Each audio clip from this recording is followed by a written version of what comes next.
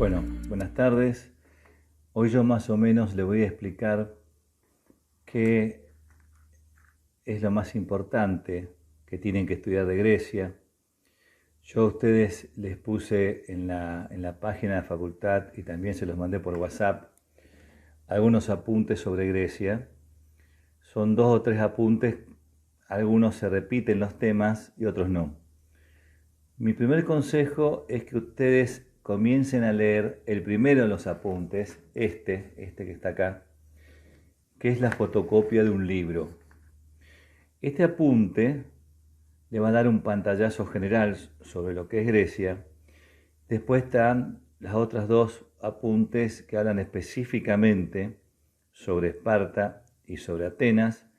Y después hay otro trabajo que se titula Los reformadores o los legisladores, que son los que hicieron algunas reformas, sobre todo, tanto en Esparta como en Atenas, pero sobre todo en Atenas. La historia de Grecia más o menos la vamos a dividir en distintas etapas. En la región donde habitaron los griegos, antes de la llegada de los griegos, había un pueblo cuyo origen se desconoce, cuya lengua se desconoce y que fue descubierta esta civilización a comienzos del siglo XX, o sea, no hace tanto, y se llamó civilización egeo-minoica. Egeo porque el centro de operaciones de esta civilización llamada prehelénica, porque existía antes de la llegada de los helenos al territorio griego, se llamó Egeo-Minoica porque su teatro de operaciones era el mar Egeo, y Minoica porque el rey o el gobernante recibía el nombre de Minos. Ustedes a esto lo pueden asociar o recordar un poco por la historia del Minotauro, el famoso Minotauro, el laberinto, la historia de Dédalo. Bueno, esta civilización que desapareció sin dejar rastros, no se sabe, digamos, qué fue lo que pasó, encontramos por sus ruinas, por sus palacios, encontramos como que fue una civilización totalmente pacífica, porque no hay ciudades amuralladas y porque las pinturas que quedan en algunos palacios que están en la isla de Creta, sobre todo, demuestran escenas de una vida pacífica, de juegos deportivos. Inclusive había un juego muy interesante que participaban tanto los hombres como las mujeres, lo cual era muy excepcional en esa época. Era un juego parecido a la corrida de toros actuales que hay en España, por ejemplo, pero este juego consistía en que los jóvenes de ambos sexos se paraban frente al toro y cuando el toro los embestía, ellos lo agarraban por los cuernos, daban una vuelta en el aire y caían parados. De ahí viene el nombre de la vuelta carnero. Era una muestra de destreza y de coraje. Cuando esta civilización desaparece, van llegando en distintas etapas y se van asentando en distintos lugares las 4 tribus helenas. Recuerden que se llaman helenos porque en la mitología griega son los 4 hijos de Helén. Estas 4 tribus helenas, los dorios, los jonios, los eolios y los aqueos, fueron llegando al territorio griego en distintas oleadas y fundaron distintas ciudades. De hecho, Esparta y Atenas fueron fundadas por 2 tribus diferentes, por lo tanto tienen costumbres y tuvieron una evolución diferente. Los primeros en llegar fueron los aqueos, que fundaron la ciudad de Micenas y Tirinto, y después fueron llegando las otras 3 tribus restantes. Es importante recalcar que siempre se habla del mundo griego y no de Grecia como un país, porque nunca tuvo una capital. Nunca Atenas fue la capital ni Esparta. Fueron las 2 ciudades más importantes que aglutinaban un montón de ciudades satélites y formaban federaciones. Y de hecho estuvieron en guerra mucho tiempo. Esparta era una ciudad militar con un enorme ejército terrestre y Atenas era una potencia marítima. Por eso los combates entre ellos o sus conflictos, nunca había un ganador neto porque uno ganaba en tierra y el otro ganaba en el mar. En este apunte, una vez que termina, digamos, de explicarle más o menos cómo era la civilización prehelénica y habla de la llegada de los europeos son estas 4 tribus helenas. Les va a hablar de lo que se llama la Grecia arcaica, es decir, esta gente cuando va llegando se agrupa en gens, que son un grupo de familias. Estos grupos de familias se agrupan a su vez con otras familias y forman los demos. Y bueno, va hablando de la evolución, de cómo era el sistema económico, o sea, todo esto está en este apunte, en el primer apunte, en la parte del libro. Y esta unión de estas familias, de estos demos, llega a la evolución superior, que es el nacimiento de la polis. La polis es la ciudad-estado de los griegos. Yo, como les dije antes, los griegos nunca tuvieron una ciudad capital, sino que fundaron ciudades-estados, es decir, ciudades equivalentes a un país, donde no dependían de otra ciudad. Esparta y Atenas son los 2 ejemplos típicos de lo que se llama la ciudad-estado. En los otros apuntes, que hablamos específicamente de Esparta y específicamente de Atenas, se habla de la organización social y la organización política. La organización social del mundo antiguo y sobre todo de estas 2 ciudades siempre o casi siempre se divide en 3 clases sociales. Una pequeña minoría, que son los descendientes de los fundadores de esas ciudades, que tienen todos los derechos, pero sobre todo tienen los derechos políticos, lo cual les garantiza a estos pobladores, a esta clase social, de gobernar. Son los que forman parte de las magistraturas. En el segundo lugar, hay una inmensa mayoría, que son los hombres libres, comerciantes, no descendientes de los fundadores de las ciudades, o sea, no son, digamos, la aristocracia de cada una de estas ciudades, que tienen todos los derechos civiles, económicos, sociales, pero no tienen los derechos políticos, por lo tanto no podían gobernar. Y como siempre sucede en las clases sociales de las distintas ciudades, existen los esclavos.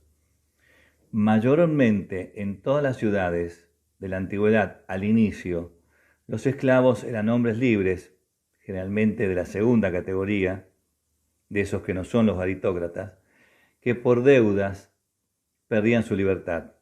En esa época no había otra garantía del deudor al acreedor que su libertad. Si el deudor no cumplía con el pago de la deuda, caía como esclavo del acreedor. Por eso la mayoría de los esclavos al inicio eran hombres libres que habían perdido su libertad por deudas. Luego, cuando estas ciudades comienzan a expandirse, la cantidad de esclavos aumenta considerablemente debido a que van tomando prisioneros de guerra, que es otro tipo de esclavos.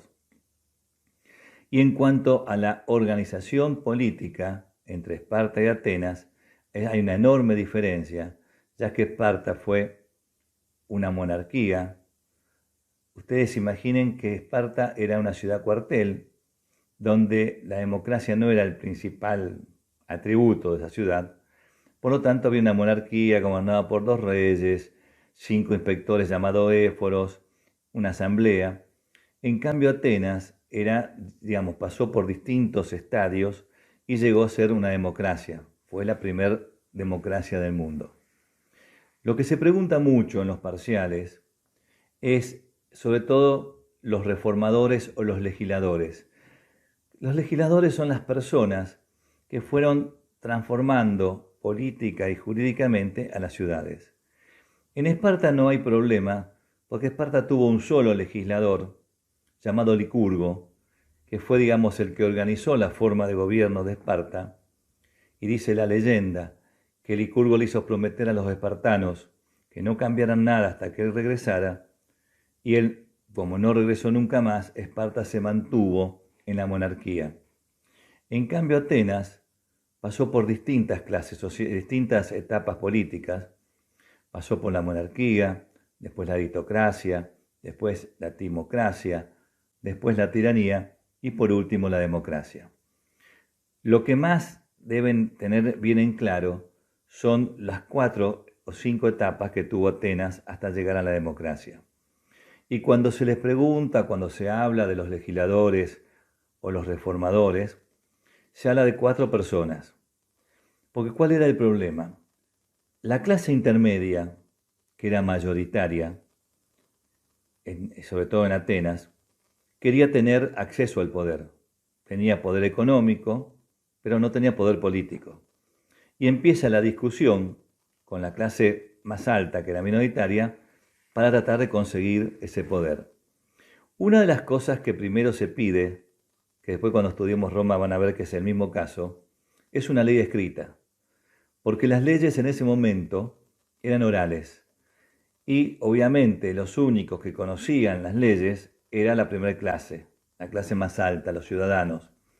Por lo tanto, cuando había un litigio, sobre todo por deudas, donde estaba en juego la libertad de las personas, casi siempre ganaban la clase más alta porque era la que conocía las leyes. Porque las leyes de hacer orales eran formales, solemnes, y cualquier error significaba perder el juicio.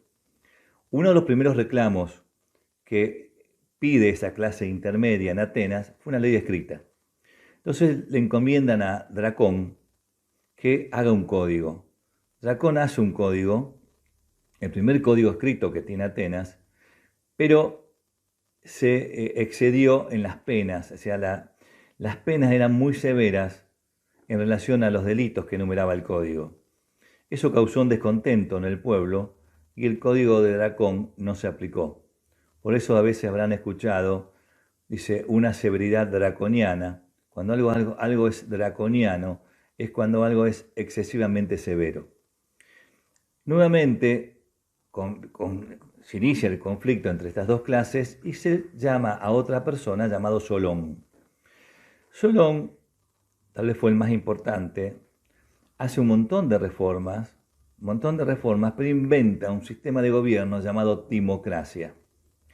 La timocracia es el gobierno del dinero. ¿Qué hace Solón? Solón divide a las clases sociales de Atenas en 4 categorías de acuerdo a su riqueza. Ya acá mezcla, digamos, a la primera clase con la segunda, los patricios con el resto de las personas. Ya acá no hay una diferencia en cuanto a su nacimiento, como sería la aristocracia. Es decir, un gobierno aristocrático es el gobierno de los mejores, es el gobierno de los que tienen la sangre, la descendencia de los fundadores de las ciudades. En cambio, la timocracia es el gobierno de los que tienen más dinero. Al dividirlo en 4 clases sociales, a más alta la clase, más impuestos pagaba, pero más derechos tenía. Menos dinero tenía, menos impuestos pagaba, pero menos derechos tenía. Este sistema de Solón, que funcionó en un momento, al cabo de un tiempo fracasó y nuevamente comenzaron las revueltas. Comienza la tercera etapa de Atenas, llamado la tiranía. Un tirano llamado Pisístrato toma el poder por la fuerza y en realidad fue un muy buen gobernante en el sentido que embelleció Atenas, tomaba decisiones muy importantes, cambió mucho Atenas, y la diferencia del concepto de tirano con el que tenemos nosotros en la actualidad es que para los griegos tirano es quien toma el poder por la fuerza. Así sea un excelente gobernante, siempre va a ser un tirano. Nosotros en la actualidad muchas veces llamamos tirano a la forma en que gobierna una persona. ¿Sí? Un gobernante puede llegar al poder por los votos, por la elección popular, y gobernar de manera tiránica, es decir, convertirse en una tiranía, convertirse en una persona autoritaria o déspota. Para los griegos, el tirano es el que sube por una forma ilegal, no importa si sea un excelente gobernante. A la muerte de este tirano Pisístrato, hay un conflicto entre sus 2 hijos y vino otra revuelta y el pueblo decide nombrar a Clístenes, el 4.º reformador. Clístenes lo que hace, se llama el padre de la democracia, lo que hace Clístenes es dividir a la ciudad como si lo dividiéramos en distritos, en demos. Demos era como si fueran grupos de familia, como si fueran distritos, poco para que lo entiendan así fácil, donde en cada demos había ricos, pobres, aristócratas o plebeyos, por decir un nombre, y cada demos tenía un voto. Entonces, elegían un representante y ese representante iba a la asamblea. Por lo tanto, el poder legislativo estaba compuesto por representantes elegidos directamente por el pueblo. Y eso es el nacimiento de lo que se llama la democracia. Cracia quiere decir poder, poder de los demos. Timocracia, gracia quiere decir poder, timo quiere decir dinero, poder del dinero. Aristocracia, gracia quiere decir poder y aristos quiere decir los mejores. Son las distintas formas de gobierno. Lean bien las reformas de Solón y sobre todo las reformas de Clístenes. Esos son los 4 legisladores que tuvo Atenas. Otra de las diferencias entre las dos ciudades que van a encontrar, las dos tenían una que se llama la democracia directa. ¿Qué es la democracia directa? La asamblea, como si fuera nuestra Cámara de Diputados, está compuesto por todos los ciudadanos, mayores de 30 años en Esparta, mayores de 20 años en Atenas. Pero cuando hablamos de ciudadanos, estamos hablando únicamente de las personas de la primera clase. Acuérdense que la segunda clase no tenían derechos políticos. La diferencia es que todas las personas que tenían, cuando se votaba una ley, iban a un lugar público y en Atenas se discutía esa ley y se votaba. En Esparta se votaba, pero era sin discusión. Pero bueno, en los dos apuntes, tanto de Esparta como de Atenas, está bien explicado la forma de gobierno, la composición social de cada una de las ciudades. Y en el primer apunte, el del libro, ahí habla también del matrimonio, la sociedad, o sea, está bastante completo. Entonces, resumiendo, primera etapa, civilización prehelénica. Eran los pueblos o el pueblo que vivía antes de la llegada de los helenos. Segunda etapa es la Grecia arcaica, es decir, cuando llegan las distintas 4 tribus helenas, se van asentando en distintos lugares, en distintas épocas, fundan distintas ciudades, pero no, digamos, es desde la llegada hasta la fundación de la polis. El tercer momento es cuando nace la polis o ciudad-estado, con estas 2 ciudades que son el centro. Y los que tienen que estudiar en forma comparativa, como es el gobierno de Esparta y como en el gobierno de Atenas. Las sociedades son parecidas, las dos tienen 3 grupos sociales y los legisladores son muy importantes porque los 4 legisladores de Atenas fueron probando las 4 formas de gobierno: aristocracia, timocracia, tiranía y democracia. Bueno, este es la primer guía que yo le voy a hacer de los distintos temas, pero esto es sobre Grecia. Bueno, muchas gracias y espero que haya sido claro.